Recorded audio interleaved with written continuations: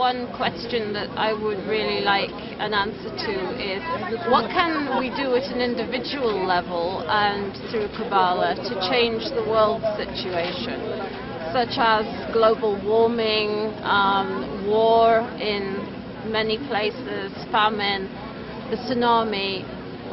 Many people feel very confused. Is this the will of God? Is this punishment? What answers does Kabbalah have, and how can Kabbalah help? What can we do as individuals? Great question.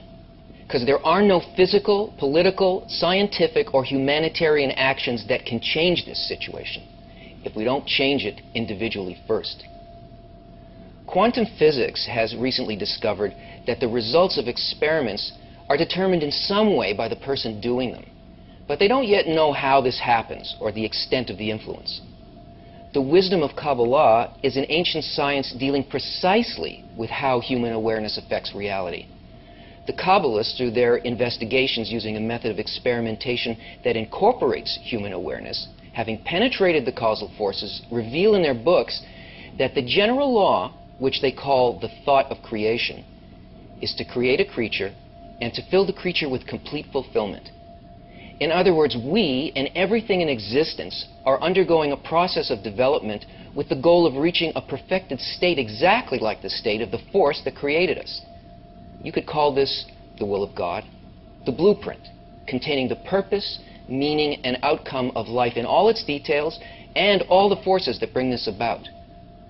It's an intention, a desire. It is good that does good. It never changes. We do. All the disasters and the wars that we're now experiencing are just the measure of the difference between the quality of our individual and collective intention and the quality of intention behind this law governing nature called light. The inner life of humanity is the determining factor for how nature treats us. So how can that be? The inanimate, vegetative, and animal levels of existence are actually parts of us. The only difference between them is the amount of desire for change they have, the amount of quality as opposed to quantity. That's why there's so much inanimate matter in the universe compared to the number of even the simplest organic life forms. One rose contains the desire of all the rocks in the universe. One fly contains the desire of all the plants on earth, and one person contains and eclipses the desire of the entire system below them. So an individual affects all of reality according to how similar or dissimilar their inner qualities are to the light. So what can an individual do? Change their inner qualities.